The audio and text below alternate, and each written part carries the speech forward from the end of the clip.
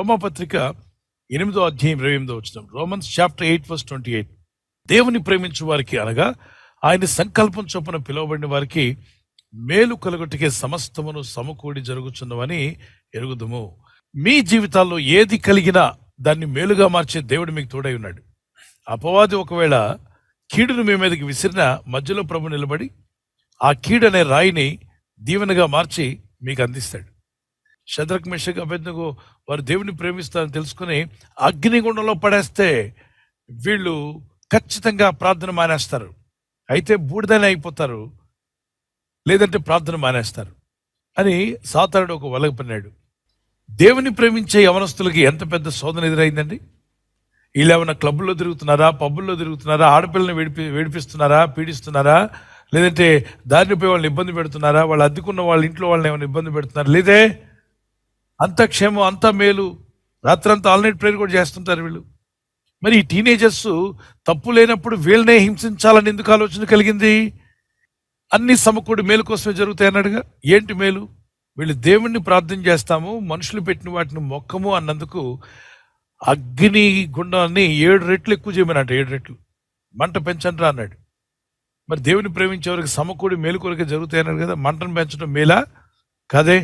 అగ్నిగుండం మండుతుంది, దాన్ని 7 రెట్లు ఎక్కువ అంటే విపరీతంగా మండిపోతుంది.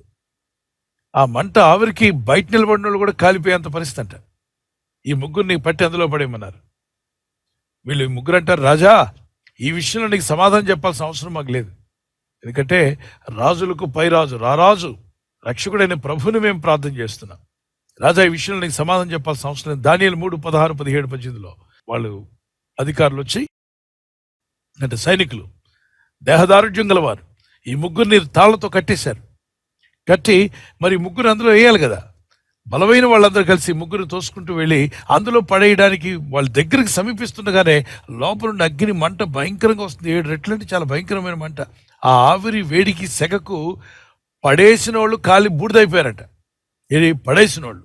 ఇక పడిపోయిన వాళ్ళు ఇంకేం ఉండకూడదు. అయితే ఏం జరిగింది?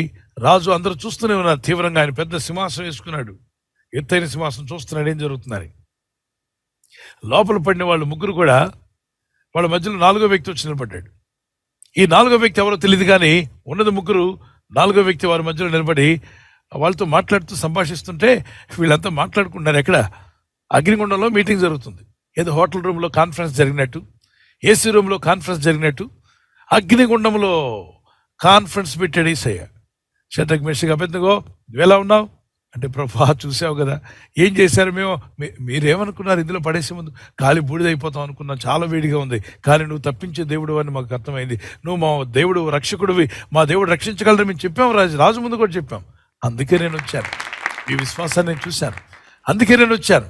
మీరు మాట్లాడే మాటలు, ఆ రాజు మిమ్మల్ని వివాదిస్తున్నాడు, మీ చుట్టూ ఉన్న వాళ్ళు కుట్ర పన్నారు, ఇవన్నీ నాకు కనబడుతున్నాయి. ఓకే, ఎనీహౌ నేను మీకు తోడై ఉన్నాను కదా, భయపడొద్దు. ఎలా ఉంది ఇక్కడ వేడి అంటే, ప్రభా నువ్వు ఉన్నావు కాబట్టి ఏసీలా ఉంది. ఓకే, కానీ బూడిదైపోతాం భయపడుతున్నారా? లేదు దేవా, వాళ్ళు కీడులో పడేశారు, కానీ నువ్వు మా మధ్యలో ఉండి వాళ్ళు వేసిన కీడుని మేలుగా మార్చావు దేవా, నీకు స్తోత్రం అని మరో పాట పాడుకుంటున్నారు వాళ్ళు. ఈరోజు ఎవరైనా మిమ్మల్ని కీడులో పడేయాలని, ఇబ్బందుల్లో పడేయాలని, శోధనలో పడేయాలని, మిమ్మల్ని నానా విధాలుగా చిక్కించి, బాధించి, దుఃఖపరచాలని, మీ ముఖాల్లో సంతోషం లేకుండా చేయాలని ఏ శక్తులైనా పోరాడుతున్నాయా, ఏ మనుషులైనా పోరాడుతున్నారా?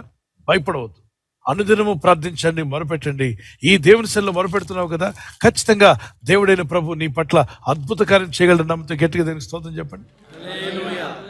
సరే ప్రార్థన చేసుకుందాం. చేతులు ప్రభు అయిపోతే, ప్రభు ప్రతికూలంగా ఉన్న ప్రతి శోధన కూడా నీ భక్తులు ఎలా జయించగలిగారు, నేను కూడా జయిస్తాను నమ్ముచున్నాను ప్రభు అని విశ్వాసం ఉందన్న వారు మీ చేతులు పైకెత్తండి. నేను విశ్వసిస్తున్నాను, నేను కూడా జయిస్తాను, నాకు ఆ నమ్మకం కుదిరింది అన్నవారు చేతులు పైకెత్తి ప్రార్థన చేయండి, గట్టిగా ప్రార్థించండి. Pray and cry out to God. Father, those who love God, everything will work good for them, as you said. Father, I believe it. నా జీవితానికి వ్యతిరేకంగా వస్తున్న ప్రతికూల పరిస్థితులు కూడా అనుకూలంగా మార్చగల దేవుడు నువ్వు ఉన్నావు తండ్రి. షద్రక్ మెషక్ అబేద్నెగో భక్తులను అగ్నిగుండంలో కాపాడిన మా ప్రియ తండ్రి, మేము శోధన గుండా వెళ్తున్నప్పుడు మీరు మాతో ఉన్నారు. ఈ లోకంలో మీకు శ్రమ కలుగును, ఆయన ధైర్యం తెచ్చుకోండి, నేను ఈ లోకాన్ని జయించాను, మీకు కూడా జయమిస్తా అని చెప్పాను. గొప్ప జయాన్ని మాకు ఇస్తున్నందుకు స్తోత్రాలు చెల్లిస్తాను. ఈ రాత్రి నెమ్మదితో పండుకొని సురక్షితంగా కాపాడబడినట్లుగా నీ అగ్ని కంచి వేసి మమ్మల్ని కాపాడండి. మీ చిత్తములో కొనసాగే కృప మా అందరికీ దయచేయమని యేసుక్రీస్తు ప్రశస్త నామములో అందరికీ చక్కని నిద్ర దయచేసి తెల్లవారు లేచి కృపను మాకిమ్మని క్రీస్తు నామములో అడిగి వేడుకుంటున్నామా పరలోక తండ్రి. ఆమేన్. ఆమేన్.